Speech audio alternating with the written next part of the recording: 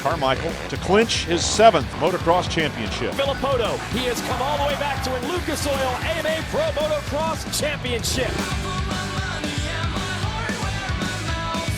Another big step for the career of Chase Sexton, the 450 Pro Motocross champion. My man is back. Welcome to Title 24, presented by NBC Sports. RV, you were across the pond.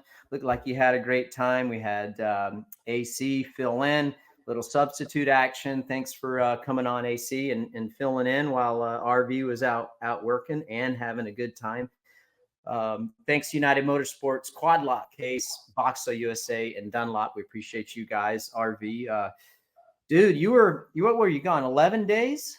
Yeah, buddy. Yeah, 11 days. 4 days in Germany, and I think about 5 or 6-ish in London area for Vet MXON. So, man, it was a great trip. Had a blast. Germany was a lot of fun, and then obviously went over to race the Vet MXON. I didn't race the trophy class this year, but I think I'm going to go back next year and race it. We're going to try to. The Brits have won it twice now, so. Yeah, Brownie's. Yeah, it's on Brownie's strokes, pissed. Right? Yep, it's 2 strokes. The latest that you can ride is 03. So it's 03 or older. So just a great event, and I just had a blast. Lots of content came out of it. The fans are just epic. It's just a really, really special event. Dude, it was at Fox Hills, right? Yes, it was. Dude, that was the first Motocross of Nations that I went to. It was in '98, and it rained pretty much the whole weekend. It was kind of a bummer because that track, I don't know if you ever raced Gatorback, as an AM. Remember, like when I went there, it was very similar to Gatorback. So I was like stoked I was going, but then bummed that it rained out. But an epic track, to say the least, dude. It really is. Yeah, well, I remember Wobbs was telling some stories of you at 98 around the podium time. So yeah. How is Wobbs doing? Is he good? Yeah, he's great, man. They work their ass off. They build about 9 bikes for all different riders. Like they built a bike for Chiotti, they built a bike for me, Brownie, Shorty, Lapanovic. So they got their work cut out for them building bikes and finding and sourcing all these parts. And a lot of parts are actually factory parts they're just floating around. So there's a lot of really cool, bike builds. They have a show and shine on Friday. But yeah, it's a great event. Yeah. Are you still lagged or no? Yeah, a little bit of jet lag. But I feel like it's easier to get back in the swing of things when you come back home. So I'm pretty good now, but yeah, still a little tired.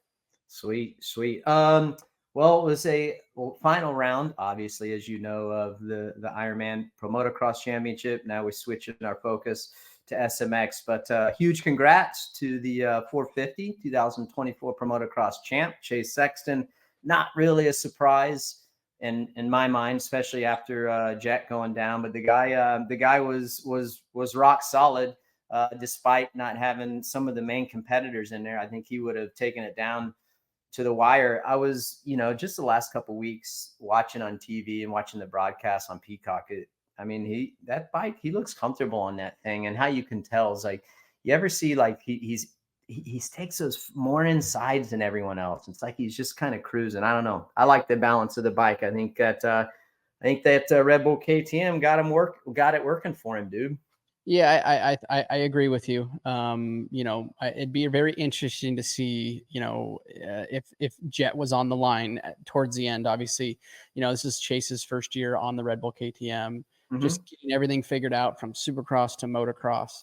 And yes, Jett got hurt. That's all part of it. So you can't put an asterisk next to Chase's championship. But I would love to see, how far Chase has come and if he's closed that gap between Jett, right? So. Very solid performance all year. He stuck it out. He was in it to win it. And it made the best man win. And that's what we saw. Right. So our industry is, as we all know, is a super tough industry, and injuries are part of it. And it's part of the game, right? Man. You said it, you got to be in it to win it. And that's the thing about, like, listen, has he had some bumps in the road? Of course he has. Has he been resilient? Yeah. And I think that's what makes him so challenging. I would think as a competitor, RV is just like, dude, he's rock solid. He's dependable. Yeah, he might have some hiccups here and there, but dude, I mean, he's there every single weekend and he never gives up. And dude, he was very similar in my day.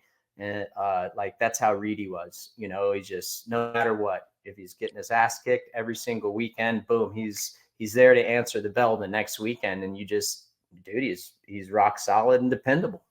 Yep, a little bit like Dunge, right? That would be like a Dunge, in my day or my era, right? So, not typically the quickest every weekend. Now we see that Chase. That's the difference, though. Chase puts it on the board a lot of times in fast practice. It's the little mistakes that kill him.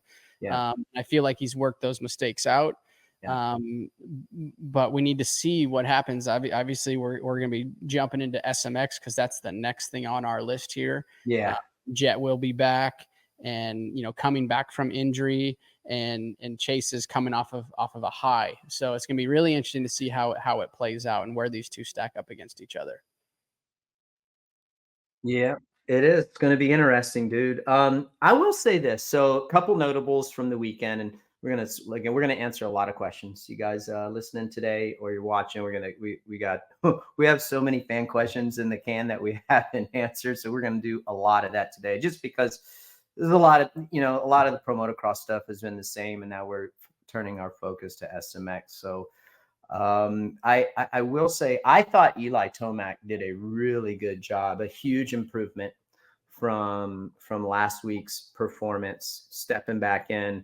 And I was enthused by his ride the first moto for sure, and that it would look like a tough track. I feel like if you weren't comfortable, dude, you couldn't escape.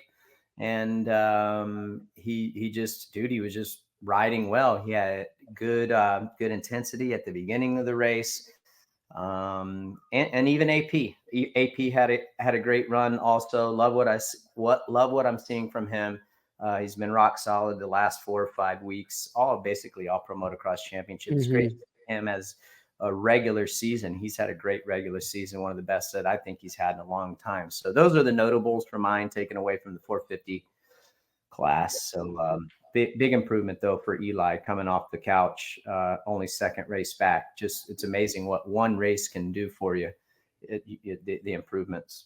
Yeah, I mean, it's tough to jump back into that field, and at the very end of a season, yeah, you might feel fresh, but you don't have those gate drops and a thumb. I mean, knock on wood, I've never really hurt my thumbs, but a thumb is a very critical part of the body, right? It's kind of like your foot or an ankle. Like it's direct connected to the motorcycle, to the bars, right? So it's very, when you have those rough and technical sticky tracks, you got to feel it out and figure out how far you can push it. And as you saw, second one of his rounds, the last round, his second race of the season, went 4-3 for third overall. So that's great. That's great. Great performance from him. Yeah, I think that also leaving the regular season, going into the playoffs and the SMX championship, I think that was a great send-off for Eli and should give him a lot of confidence going into the playoffs. So you guys keep your eye on him. This is United Motorsports Moment of the Week. Is just kind of the download from what happened this past weekend, the final round of the Pro Motocross Championship in Ironman, and then looking forward to SMX. But the 250, I thought the second moto of the 250, congratulations also, Tom Vialle.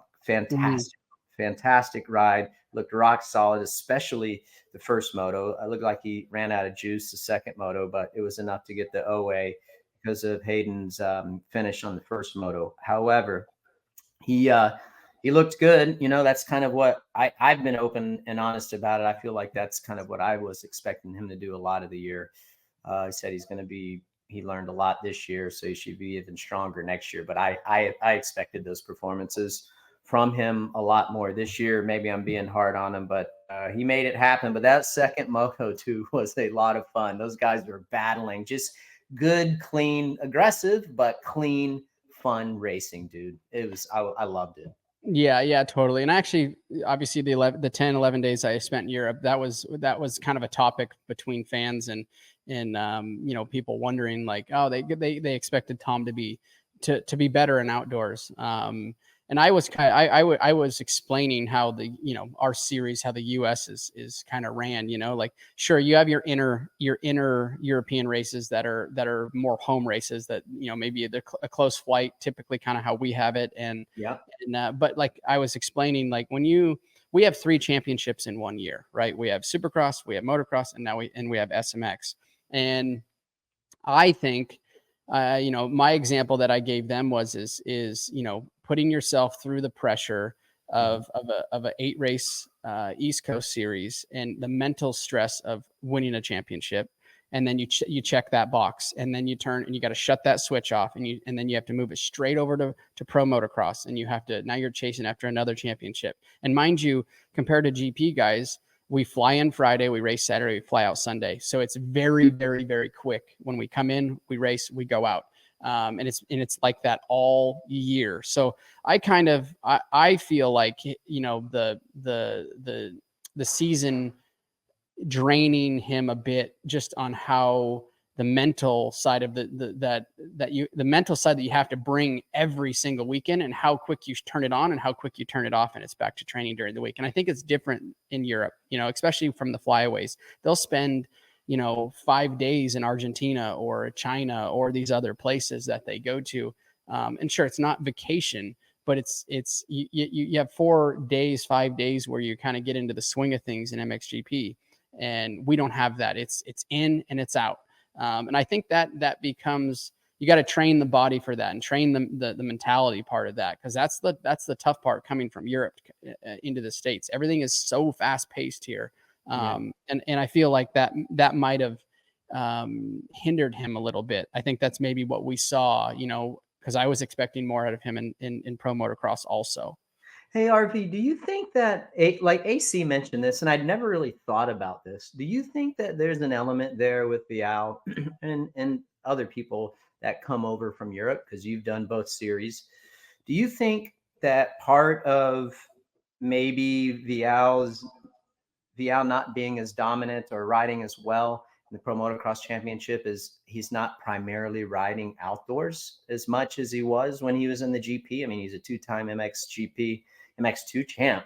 So the guy knows how to ride outdoor. And AC mentioned that. I'm like, I never really thought about that. I'm like, well, maybe that's why. Maybe the MX side of things is failing a little bit, Yeah, and I back to the mentality thing, jumping from Supercross to motocross back to a hybrid Supercross track. Yeah, I think that takes a couple seasons to get under your belt to build up that stamina, let's call it.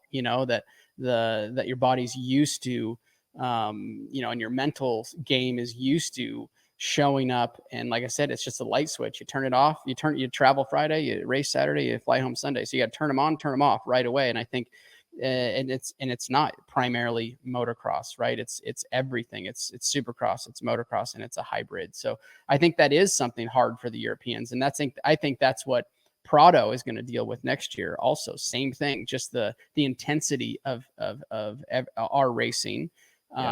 In the 3 different disciplines all in one season. Yeah, I think, dude, if I'm coaching Prado, and I don't know how you feel about this, but I think for him, and this is what we talked about this earlier in the season on the pod, is like I thought it was pretty respectable how well he did, and just making it through all the races and not getting hurt. And if I'm coaching him, dude, next year, I'm thinking like, dude, just get through the season. And if 10th is all you got, that's all you got. Because what you can't do, obviously, is hurt yourself. Would that be your strategy for him if you're coaching Prado? 100%. Like number one, switching teams, right? He's switching teams. He's going to Kawasaki, making sure that he makes it through Supercross. We, as a team, or even as fans, and from what we know, his best bet for race wins, podiums, championship potential is in pro motocross for his first year. So getting through a 17 round Supercross series unscathed, uninjured, with some strong performances, starting to build that confidence up, and then switching it over to outdoors and coming out and really firing on all cylinders is I think what he needs to do. Then for year 2, Supercross can be more of a priority. Because he'll run through he'll get a full season here in the US, and he'll understand. He'll know the pressure and how quickly that we go through a weekend and how many races we do in a row for Supercross. There's really no time. There's no break off. There's yes, we have one. So it's tough. It's grueling. It's agonizing. So learning that and understanding that and making it through his first full season of Supercross is definitely what should be the priority if yes, you're training him. I agree. That's it for the United Motorsports moment of the week. Before we go, check out unitedmotorsports.com. Remember, unitedmotorsports.com. Remember, if you sign up, you'll get a credit there at unitedmotorsports.com/title24. We're going to be doing a giveaway, actually. We'll probably be doing that next week for the Pro Motocross Championship. If you remember, we gave some jerseys away to lucky winner after Supercross, so we got that coming up. Before we go to the Boxo breakdown section, shout out to Ryder D and that whole, Troy Lee Designs gas team. Since Frankie Latham has been in there, and I don't know if it's just because Ryder D's getting more laps under his belt, getting confidence, but that team has quietly gotten a lot better. At least Ryder has. And just, it's funny how when a guy like Frankie gets in there, then all of a sudden they've been doing consistently better. So shout out to there. RJ did well as well. I think that him being injured and coming back, again, another guy kind of like Tomac, it's pretty respectable. And then I know that we were supposed to be done with this, but I guess I was going to be kind of hard on Kenny because I expected a lot more out of him. I really did. But he announced on his Instagram today that he has been dealing with some energy systems of his body. So that explains what happened there. I know that the intensity is different in the 250. Well, since you brought it up, what was your expectations of him? Oh, I thought he was going to be, I thought for sure 3rd to 5th is what I thought. Just on experience alone. Yeah. I put him around that 10th, 9th, 7th, 8th, 9th, 10th. And the reason why I said that is I wasn't expecting him to get as good of a start as he did. But he was able to get off the line pretty well.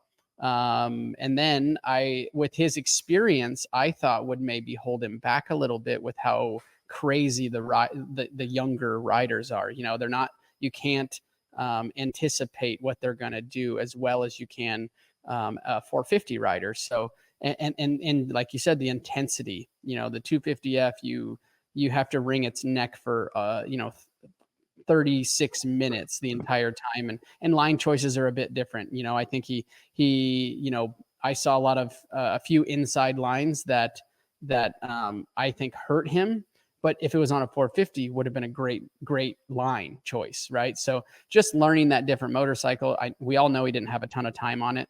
I thought when I saw him up front, but closer to the first moto, at least. Yep.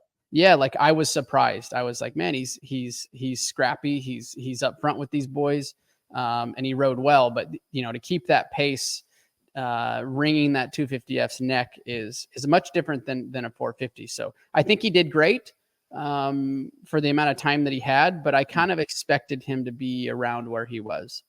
Oh man! All right. Well, yeah. Hopefully, he gets his energy stuff sorted out. I think he did on his Instagram. Yeah, he's on the trending up, so he's only got 1 week off, and then first round of the playoffs, so it's go time. And you go back to last year's SMX playoffs, and dude, he was right down there to the wire. I think that format caters to Kenny. I think that Kenny really rises to the occasion in races like that. I go we talked about like Anaheim 1, dude. He's always good there. He just really shines there. So hopefully he'll be close to 100% because he's going to need to be with the stacked field in the 450. However, let's switch gears, dude. I know you're ready to bust into the next segment, Boxo breakdown. Yep. Check out Boxo. best tools in the business for sure. Whatever you need, they got you covered. Incredible warranty program. I love their style, their feel. They've got you all outfitted with their OSM program or OSM setup. If you want a full setup in your garage, you can do that. I know I talk about it every single weekend, but go check out Monster Energy Star Yamaha's setup. They use all Boxo stuff. I think you guys would be pretty surprised. So consider them for sure. That leads us to the MXON team. So we know AP is going, which is awesome. Captain America. We know that. Yeah, we know Chase Sexton's going. Who's going to be the third guy? Is it going? Deegan's not going. So is it going to be Levi or is it going to be Chance? Well, I'll blow the cap off the top of this one. I believe it's Chance Hymas hasn't been stated yet publicly. I'll be the first one to throw it out there. That's what we're hearing is Chance. I think we have a great team. This event, I know it's a real pain from a travel point of view, from getting motorcycles and the whole team and shipping bikes over there, but there is no other race like MXON. Ricky, we were able to be teammates. I've done it. You've done it 3 or 4 times. I've done it 3 or 4 times. Yep. It is a very, very, very special event, and it's these guys. I think we have a really, really strong team. We're going over to Matterley again this year. You and I will be there, by the way. We will be there. Yeah. So I think we have a good shot, right? We have a good shot. We need to keep our heads on straight. We need to, obviously a little bit of luck in our corner is always helpful when you're across the pond racing, in Europe on completely different track setups than ours and programs, just the way they run their program is completely different. So for anybody that as racers, for anybody that hasn't gone, it's a bit of it's a quick learning curve you need to have. But there's, like I said, there is not a specialer race than MXON. Yeah, it is. So I've shared this story before, but to your point about just the pride, and I feel like that race kind of changed a little bit when 9/11 happened, when we didn't go, and then I think in 2002 it was kind of like up in the air, and I don't think we went in 2002 either.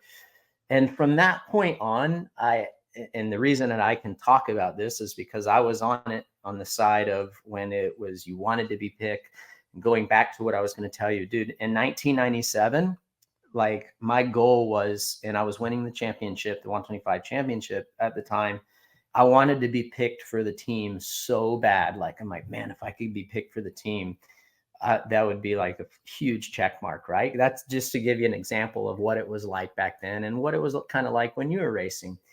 And I don't feel like it's that as much for majority of the riders these days. I'm not saying I wish there was more pride on the line. I know that we live in a different world now. It's definitely a different dynamic. I think it costed a lot of money to go there for the teams back then when you and I were racing. It's just, dude, we live in a different world, but I do agree with you. If you ever get a chance to go, I think all young kids coming up and all the riders, majority of the riders in the paddock, it should, if they have the opportunity to do it, they should take it and they shouldn't turn it down, because it's just something so incredible. Does the travel, is it not ideal? Of course it's not. But when you get up there and if you had the opportunity to be on that podium, even if you don't win, it's pretty special and something that you'll be able to carry with you for a very, very long time, in my opinion. I 100% agree. The memories and what you experienced over there, like I'll be honest now, I think it's not going to hinder him, but I think the outcome of Hayden going, if he were to go. Now, I don't know the logistics. I don't know why he's not going. Is it a decision from a personal decision from him? Is it a team decision? All these, there's a lot of unknowns that we don't know about, but I promise you that if with the way Hayden's riding and let's his mentality and him going over to that stage and being able to win the 250 class, and then also, you know, if he could be on the Team USA winning team, I think is a massive feather in his cap. I think this is a missed opportunity to keep his brand and build his brand even bigger to that next level. As we all know, the Europeans are crazy two-wheel motorsports fans, and Hayden's got a massive following here in the US. And I can promise you he's got a massive, probably a bigger following in Europe. So I think it's a total missed opportunity by him not going. Now, like I said, I don't know the logistics. I don't know why he's, a personal decision, race team decision, whatever the case may be, but that's a huge feather in his cap that he's not going to have on a 250. So I think it's a bad move that he's not going. Yeah. I can tell you that the memories that I have from MXON, I think it's still the most talked about race or event in my entire career, which was Budds Creek with yourself. Oh, yeah. Dude, you dominated, dude. Tim Ferry as our open class rider. And then, I've raced Matterley at St. John Angeli. I think another one in England too. So all of those events that I did for MXON are if I would say they trump most of the championships I have here in the United States, just because of what it means to go there and to be a part of it. And sure, we all want to be on the winning team, but it's racing, shit happens. And with Hayden's ability, I think that regardless of Team USA winning or not winning, I think he has a very, very good shot at winning the overall in that 250 class. Well, like I said, which will put a huge feather in his cap, but we won't see that, I don't think. No, I respect Eli. Eli came out and totally. He needs another, needs some more time. I appreciate that. I think he would have got the job done. I seriously do, based on the improvement that he made from the first weekend back to the second weekend back. I just think I was like blown away. From Budds to Ironman was an incredible turnaround. So I think with having the SMX playoffs, getting through that championship, I just think and then the intensity that you have to have in SMX, I think that really would have been a nice warm up there. But I understand what he's coming off of also. And I think that there's a good chance it might rain over there, as you know. I think that'll fit right. I think that'll fit right into AP's hand. So yep. And honestly, I'm surprised. Like, that's a tough call going back to the 250 and Hymas going over Kitchen. Weird. Like, they both are deserving of that decision, for sure. I wonder how the decision from not picking Kitchen and going to Chance came about. I don't know. If I'm Team USA, right? If I'm the decision maker here. Yeah. If you're the team, what are you doing? If you're team manager, like, who are you taking? Between Levi and Chance. They both have their faults, right? Their issues. But I just think that, they're both going to be caught off guard, meaning just going over there, racing, the time change, the schedule, the food. There's just everything about it is a big learning curve. And I love Levi. I'm a Levi fan. There's a lot of things that happen at this event that never happen in the US, right? And from mistakes to just not riding and performing to your ability. And I think that Chance is a good pick. I'm not saying Levi wouldn't be a good pick to go over for the 250 class, but you need to pick somebody that is super, super solid. You only get to throw away one moto. That's it. And, I've been on teams in the past that we had to, we wish we could have threw away two motos, right? Like I think St. John, Blake ended up out in the banners, and they don't have typical banners like we have in the States. It's like this mesh material that will stop a motorcycle. And if you get it wrapped in your wheel, you're done. You're literally done. And that's what happened to Blake, but he had two bad motos, and me and Dunge had to carry the team. So there's just a lot of weird things that happen at this event. So you want to bring solid and consistent riders, but also have speed. So, dude, you know what? Like I always felt when I raced the Motocross of Nations RV is I always felt like dudes from other countries, like mostly like from the MXGP side. yep. I always felt like they rode harder at that race. I'm like, dude, Totally. dude like isn't even in the top 10 in the MXGP, but the guy is like running you down for P1 in the race. We talked about that. I talked about that with somebody this past week. Was there's a lot of Glenn Koldenoff, Gutier. There's a hand. I mean, I'm missing a handful of them, but that's some of their best performances all year is at MXON, and part of it's a pride thing. I think that they're very patriotic for their country, and they want to put it on they want to ride to the best of their ability. And I'm not saying we don't either, right? Like we go over there to represent our country and to do the best that we can. But to your point, that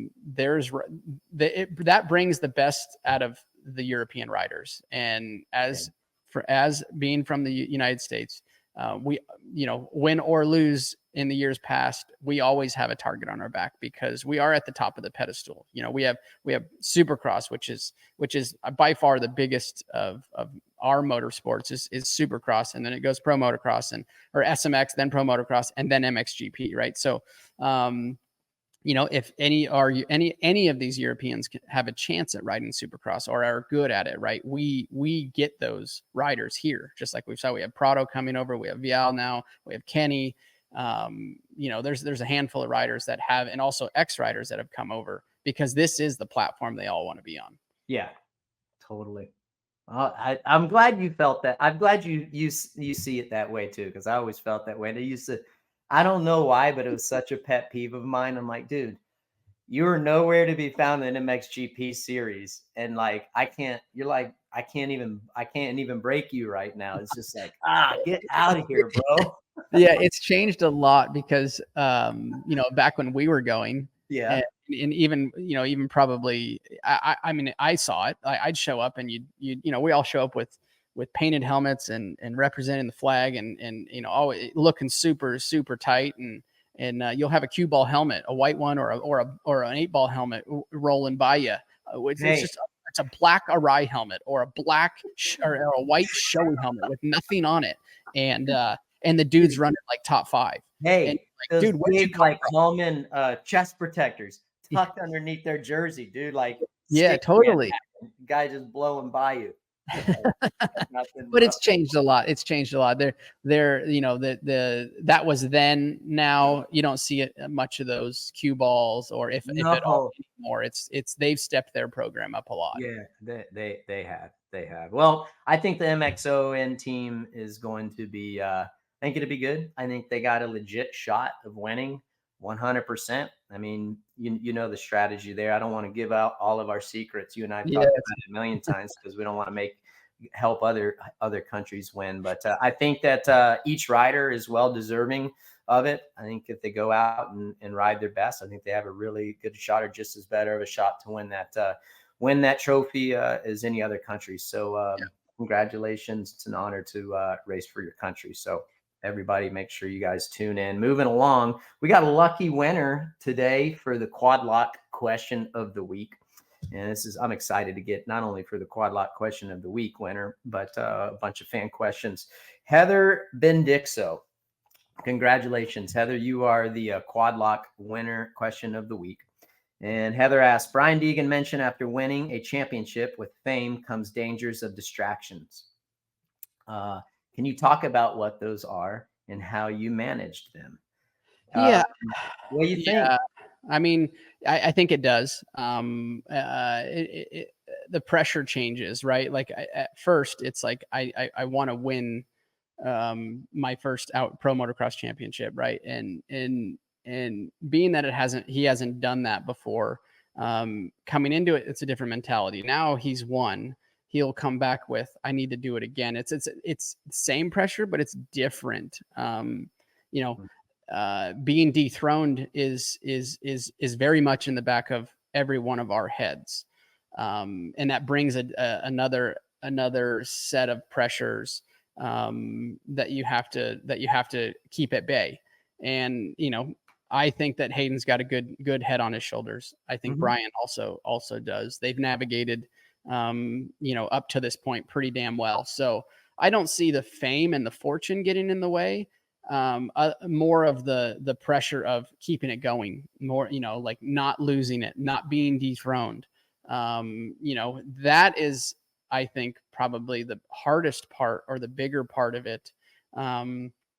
Because Hayden's got the fame and he's got the money and he's got, he's the YouTube star, right? So he's dealt with cameras and being pulled in 100 different directions already, right? It's not like he came out of the woodwork, won a championship, and then he's being exposed to all of this fame and media and money, right? I think it's already there. He's already dealt with it. He's been dealing with it from a little kid.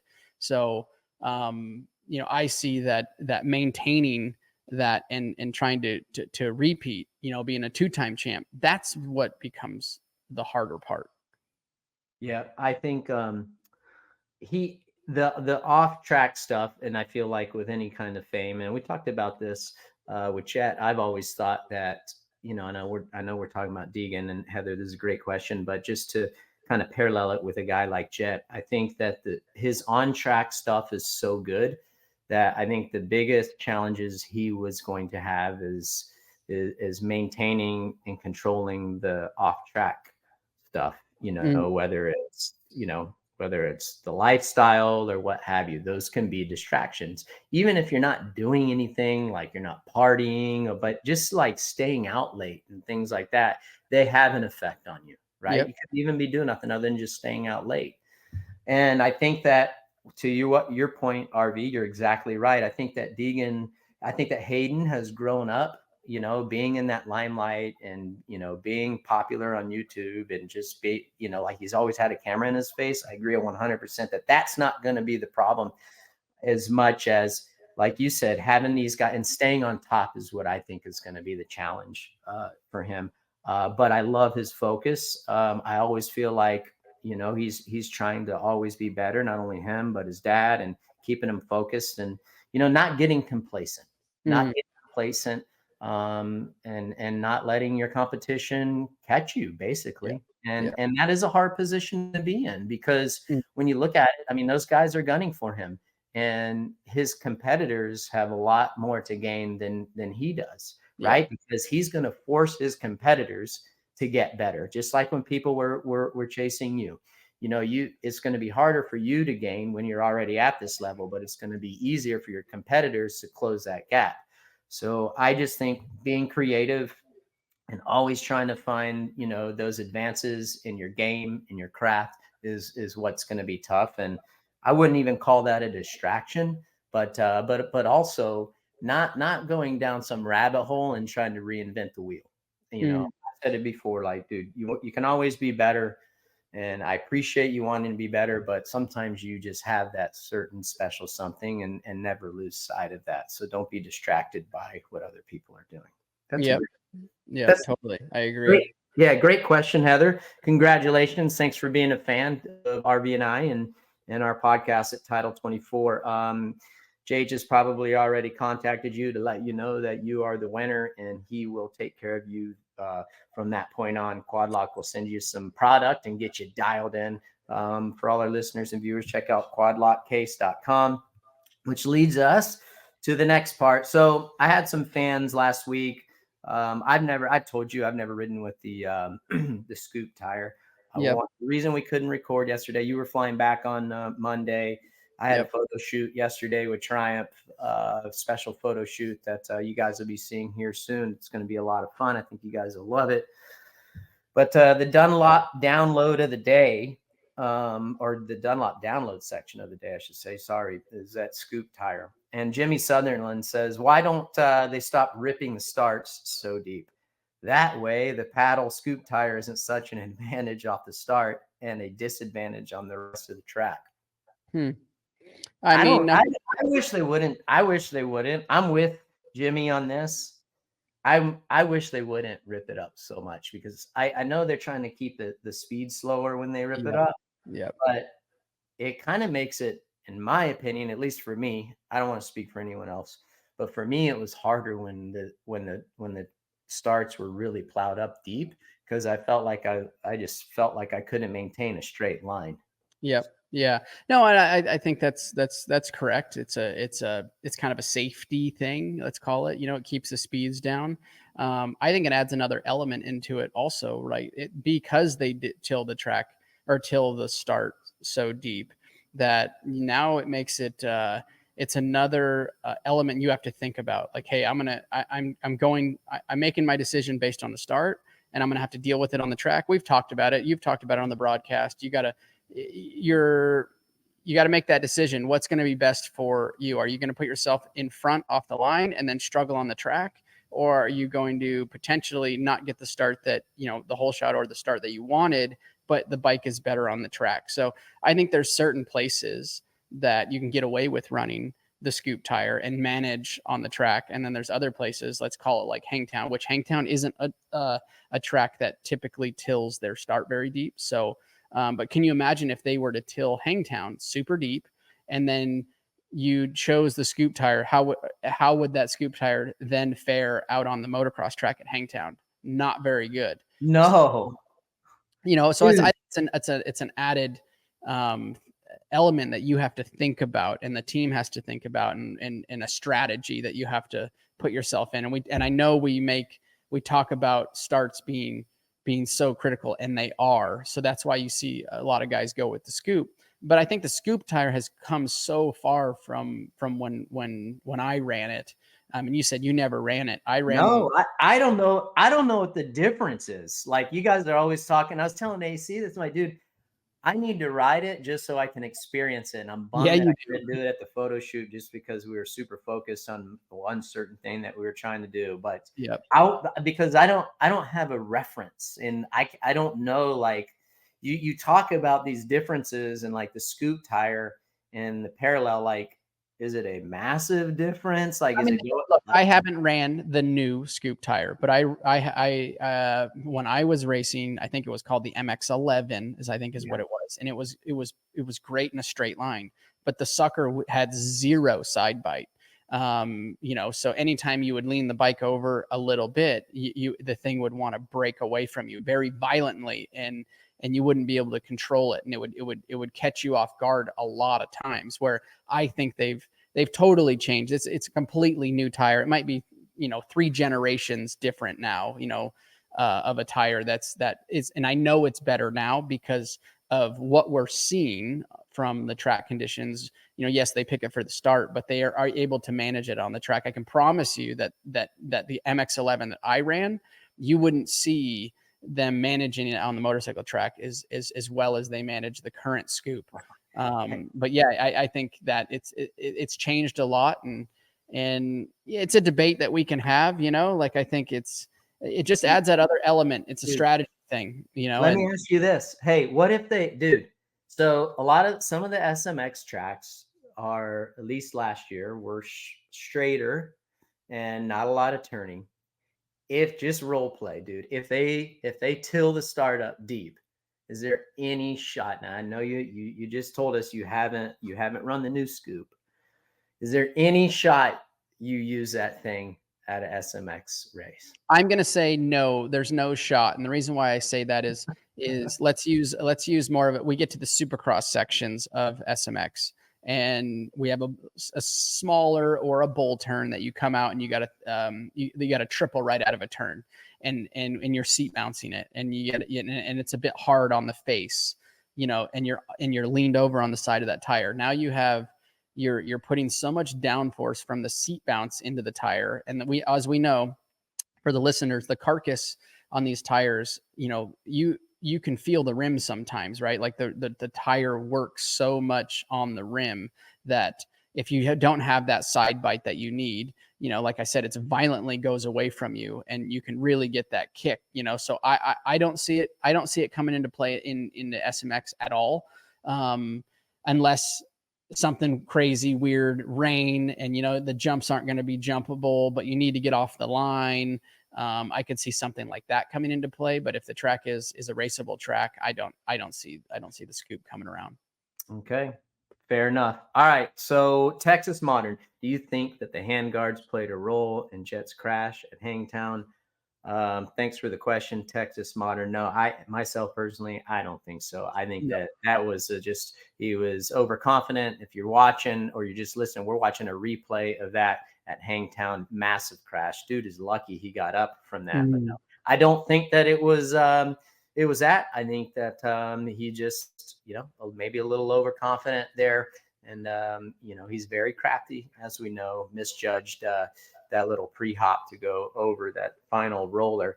And, he paid the price for it. And sometimes sometimes the sport will give you reminders that we are all only human, right? I mean, that was a tough impact, dude. He's lucky. Yeah, he's lucky. So no, Texas Modern, I don't think so. All right, next question, RV. Todd Pacey, what attitude best suits a racer, cocky or humble? I like that. I'm going to add one in, Todd. I think that humble's great, cocky's great if you can back it up. I think the better out of those, I'm going to add another one, so I'm going to make it 3. I think the best out of those 3 is going to be being witty, is having a little bit of cocky to you, but also that humble, but being quick on your feet with words and comebacks. I think that witty is what I would choose. I like that. So yeah, I think, listen, I think for someone like Hayden, since he's carried it well. Yep. I think he's confident, he's open, and he calls it out. He ain't scared of no one calling his bluff. I love it. I've had so many people come up to me just from like, whether it's race fans or like novice fans, they can't wait to hear what he's going to say, right? On the podium. They love it. So I like the guts that riders like that have to be able to get up there and call it like it is and not worry about any rider calling their bluff. But I like to let the results do the talking, more humble, fly under the radar. A lot's changed though since our day, but I like the witty. I like that, dude. If I had to choose, that's what if I could go back and do it again, I'd try to be more witty. Ooh, I like that. All right, Peter Marius, what is a track outside the States you would like to ride one day? Oh man. Okay, Lomo, so I don't. I've ridden Lomo. Yep. I've ridden Lomo, but I would have loved to race that track. Oh yeah. I grew up in the sand. I would like to have had a crack at Everett's there. I would have probably would have got my ass kicked, and I would have been fine with that. But I would have loved to seen just how fast he was there. Yep. Yeah. No. It's amazing what they can do, but on those sand tracks. But look, we've all rode a ton of tracks, kind of all over the world. But there is a place I think it's in Australia, that's this massive park that somebody built. I don't know the name of it, but it's this massive facility in Australia that the place just looks unbelievably epic. I'd love to ride that. And then also Townley, Ben, our good buddy Ben, has an amazing place down in New Zealand. So that's high priority on my list, bucket list, to get down to New Zealand and go ride with Ben. I think that would be sick. Yeah. Follow you guys. Follow Townley on Instagram. He'll sometimes show some little clips on his stories of just like tilling up this dirt, and it looks rad. Yeah, doesn't it? I mean, it just looks like fluff. Dirt looks primo. I mean, I've been to New Zealand. I went to there to Auckland, and that country, dude, it's so pure. It's nice. Yeah, totally. It's good stuff. All right, Kyle Reynolds. I noticed at Ironman the riders having a lot more air over the jumps. Having a lot more air over theirs. We are used to seeing guys scrub and fly lower. Was it TV angles, or are the top guys just tired after a long season and weren't taking risks? No, I don't think so. I think the size of those jumps, the runway up, to some of those massive tabletops, the speeds, I think it all depends on, how far you're flying and the speed that you're coming up to a jump. The purpose of the scrub is because we're coming into these takeoffs of these jumps well over the speed that it takes to jump those jumps. So to scrub the speed off, number one is to scrub the speed off. Two is to stay low, which is a lot quicker too. And I think what we saw from Ironman was, some of those big tabletops, like it's kind of hard to really scrub those massive tabletops. Yes, we're scrubbing, they were scrubbing some speed off, and they've thrown some really cool whips and things like that. But because of the size of the jump, they're not, I wouldn't say they're not scrubbable, but you're not getting your typical like hardcore scrub on those jumps just because of how big they are and the air time that you're flying, in through the air. Yep. Good question. Indian Mike Howe. Will we ever see X Racer design tracks again? TP, Travis Pastrana did it in St. Louis in 2009. That was insane. Daytona each year. Obviously, I designed that track. I think it's cool. I think the SMX track crew guys do a really good job at trying to make things creative.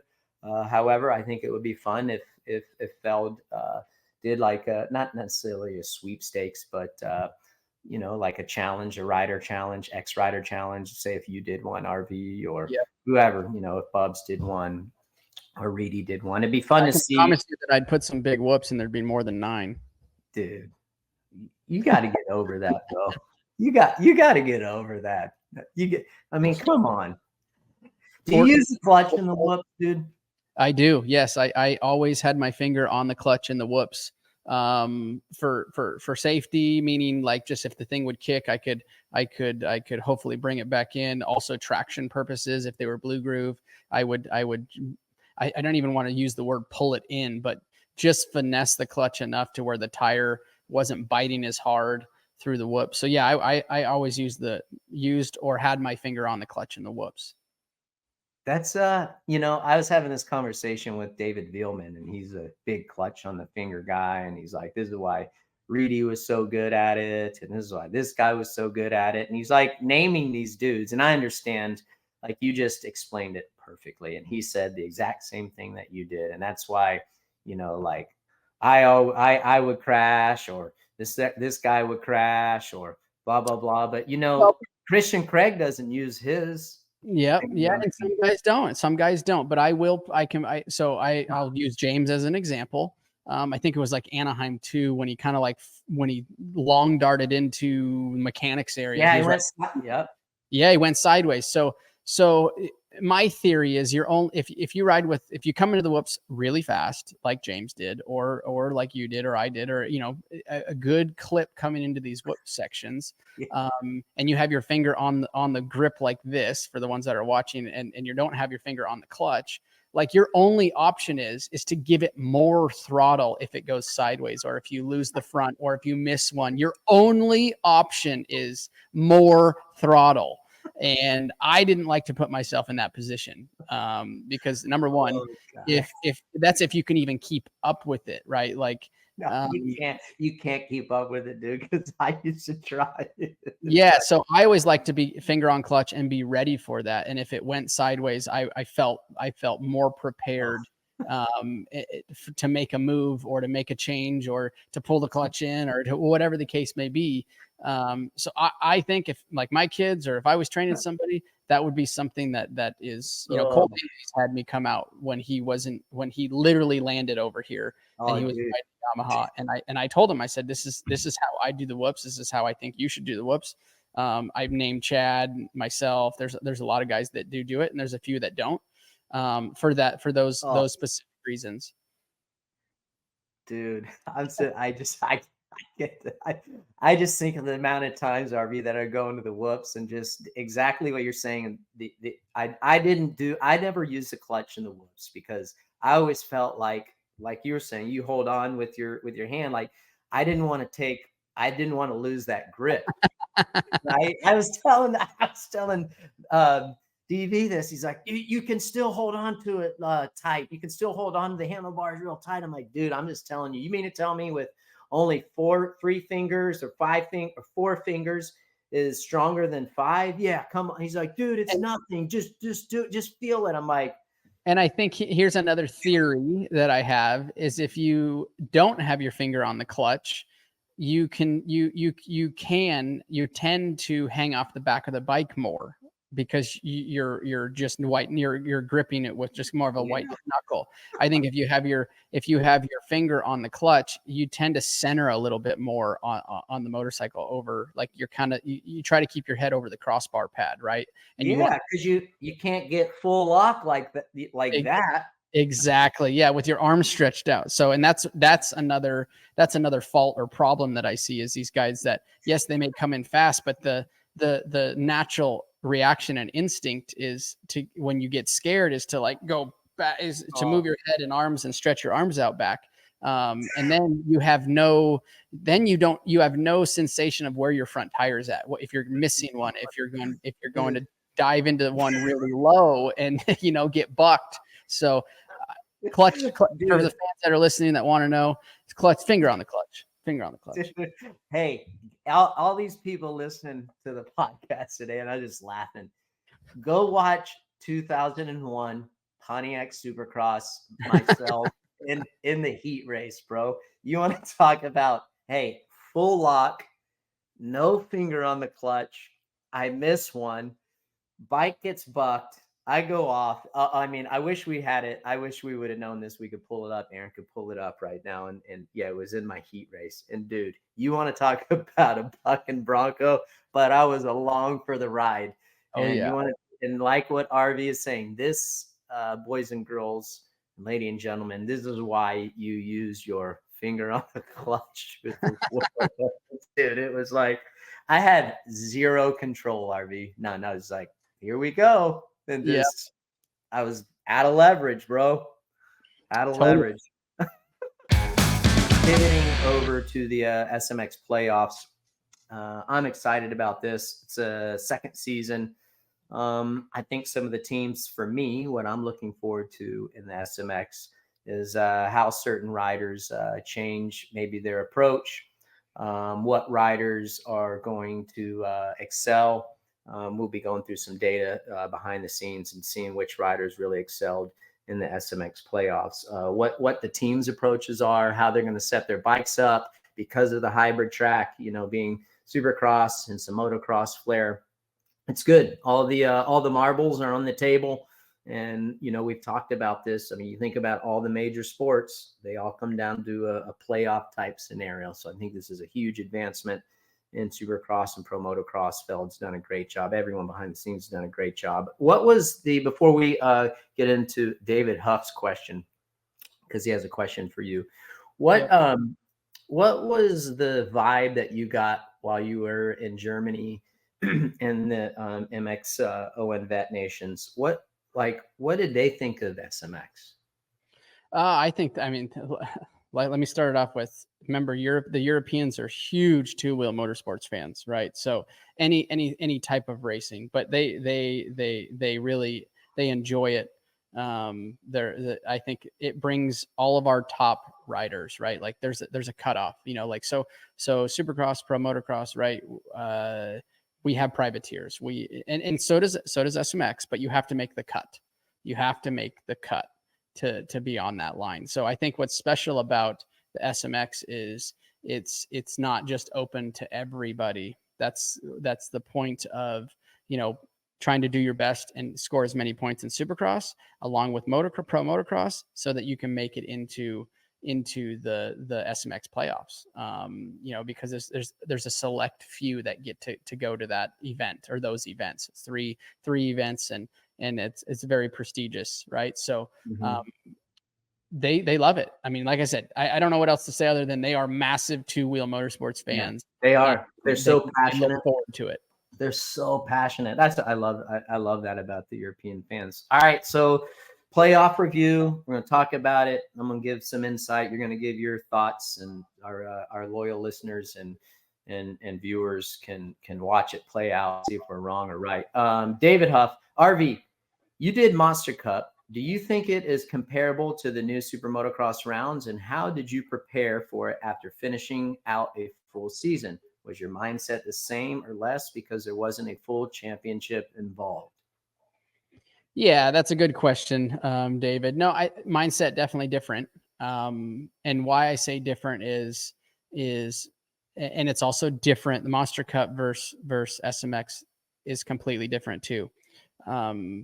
Monster Cup, in my opinion, was more of a kind of like a bragging rights event to come out and win. Yes, there's $1 million on the line, the most one of the biggest payouts in I think all of our motorsports, and some of the highest payout in any motorsports, 2-wheel or 4. So very prestigious event, but more of a bragging rights event. So when I came into Monster Cup, sure, I wanted to win, but also it wasn't the end all be all, right? I wanted to leave that weekend not being hurt, or put myself in a position that I was uncomfortable with. But I think after Supercross and then into Pro Motocross, and then Monster Cup was right after that.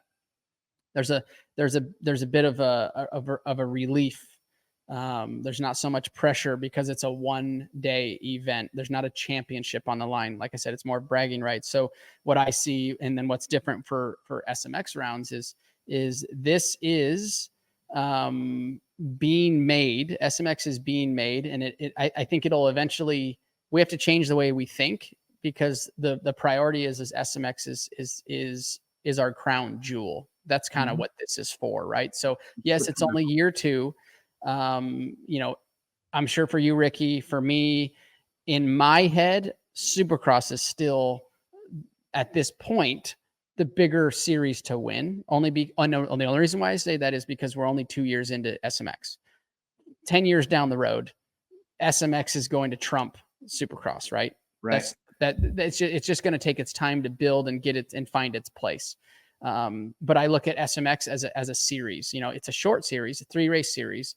So I don't think they're completely different. And then the special thing about SMX is the compounding points, right? You might struggle round 1, but then you get and then you crush round 2 and double points, or you struggle the first 2 rounds.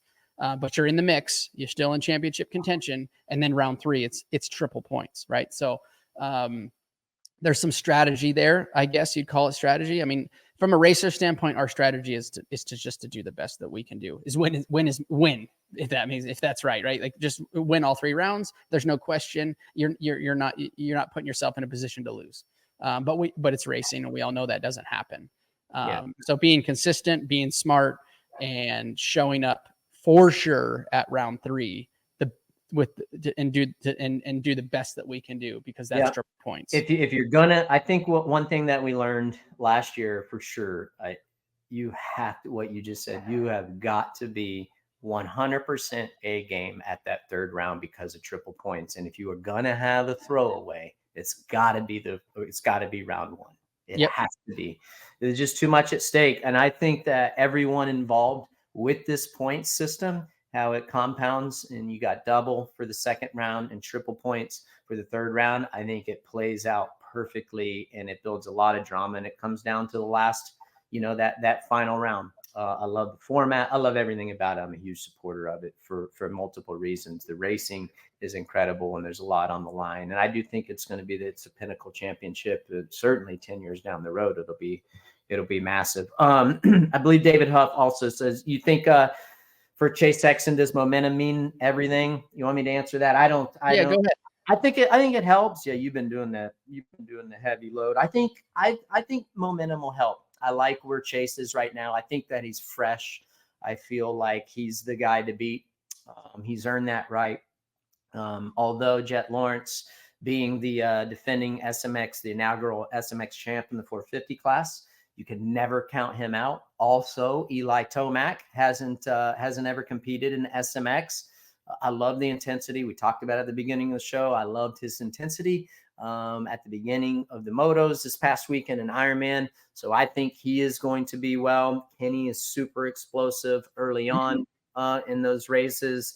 And honestly, I think with this playoff system and how everything is ran, I think that all these guys, it's anybody's game. I think it's who's feeling comfortable on the bike. I think it's who gets good starts. I think it's who is able to communicate with their teams properly, and the engine, the suspension technicians, most importantly. I think it's going to be key. The guy that is most in tune with their motorcycle and has the best supporting group around them is going to play a huge part. So, yes, I like the momentum that Chase Sexton is bringing. But if I'm Chase Sexton, if it were me, I am definitely, I am not coming in there thinking like I am the man. I'm coming in there thinking like these guys could take me off at any moment. So Yeah. that's kind of what I think. Jay Smithers, 505. Who has the best chance of beating Deegan for SMX playoffs? Ooh, honestly, it's gonna be tough. It's gonna be tough to beat Hayden, and the only reason why I say that is I think Levi's got the speed. I think Chance has the speed. I think Tom has the speed on certain weekends, but they're lacking consistency. And as we know, you just spoke about it, the compounding point situation. If you get yourself into a situation where you don't show up 100% right into your ability round 2 and especially round 3, it's going to be very, very, very tough to beat him. And Hayden has shown up every single any race that has really counted. I mean, pretty much every one of them. I mean, his worst performance was, in my opinion, was Ironman.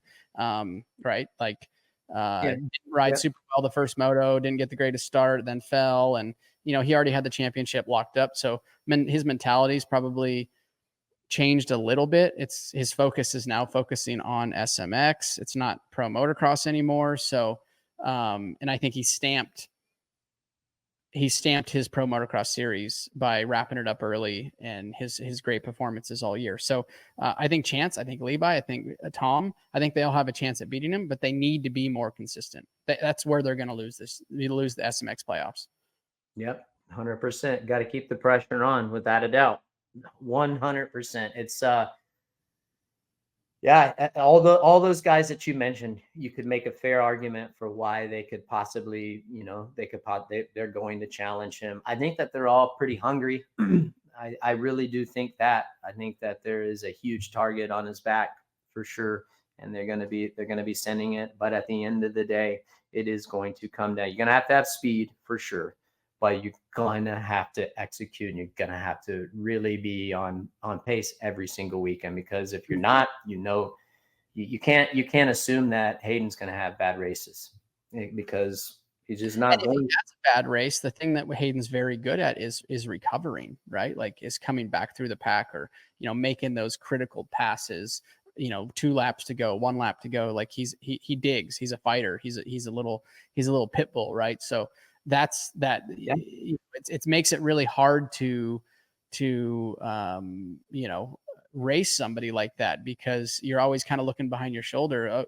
First turn crash, pile up, whatever the case may be. Not the start that Hayden would have wanted. And then in the back of your mind, you're like, okay, he's going to be coming. He's going to be there. So, and as we said, I can't put any more emphasis on the compounding points, right? So if you're going to have a throwaway, it needs to be round 1, and round 2 and round 3 you need to show up and ride to the best of your abilities. That's right. Yeah. It's going to be fun to watch. It's going to be fun to watch what teams and what riders are going to make the best adjustments and improve on what they did right or what they did wrong last year, and expand on what they did right. That's what I'm going to be looking for as far as the 450. We could all make a fair case for all these riders. They are the best in the business, and it's really who's on their A game that weekend. And then, of course, the 250s straight up. We just talked about it. You did a great job explaining it. It's going to be who's going to be able to challenge Deegan. He is the guy. You might not like what we're saying, but that's just the way it is. And until you beat him, he is the man. So it's going to be a lot of fun to watch. Roll up, Aaron. Throw up what we got. Motorsports on NBC this week. If you're looking for something to watch, well, as you know, every Thursday with Weege and JT, they got the big interview with Jett Lawrence. They showed a little bit of it before the 450 moto. That's going to be a lot of fun. That'll be on YouTube tomorrow at 2 p.m. And then Saturday at 3 p.m., the NASCAR Xfinity is in Darlington. I've been there. Great track, tough racetrack. They run right around the edge. A lot of fun to watch there. And then there's 2 NTT IndyCar Series races at the Milwaukee Mile Race, 6 p.m. on Saturday. You can check that out. And then Sunday, 2:30 p.m. Eastern time, Milwaukee Race 2. That's on USA. And then NASCAR Cup Series regular season finale at Darlington.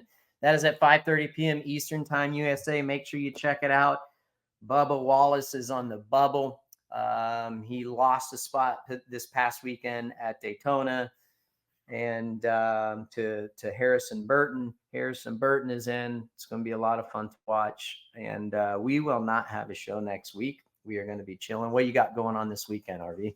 Anything? Oh, I think actually I am leaving on Tuesday for like a family reunion out in Zion. We got 30 of my family members going. We're not all staying in one house. So just to be clear there, we all have our own houses.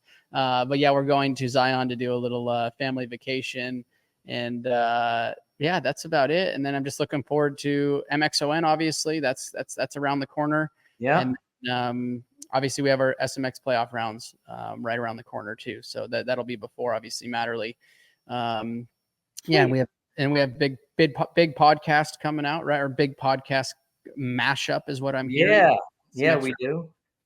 So all the fans at the SMX, make sure you check it out. Are gonna podcast mashup, if you will, with all the podcasts in the industry. You know, Title 24, Bubba's World, SMX Insider, all those guys, every Friday at each of the SMX playoff events. I think it's from 5 to 6. Yep, Gypsy Tales. Pope will be there. Gypsy will be there. So that should be a lot of fun, and love what SMX is doing and the folks at Feld.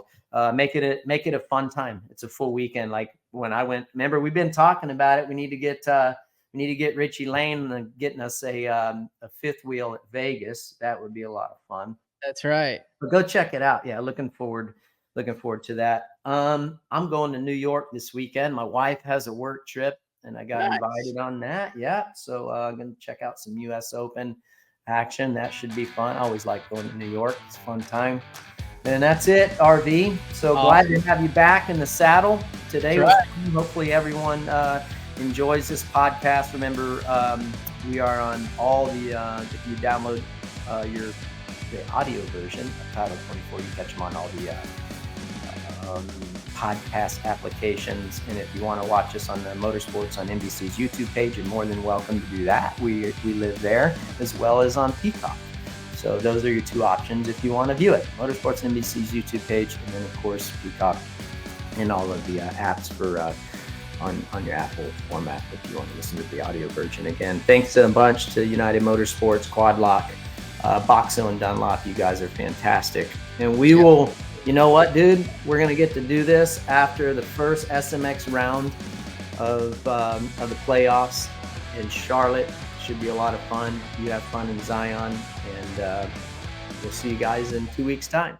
Hi, folks. Lee Diffie from NBC Sports here. If you truly enjoyed what you just watched, you can get more news, interviews, and highlights by subscribing to the Motorsports on NBC YouTube page. You can get it all, so go for it.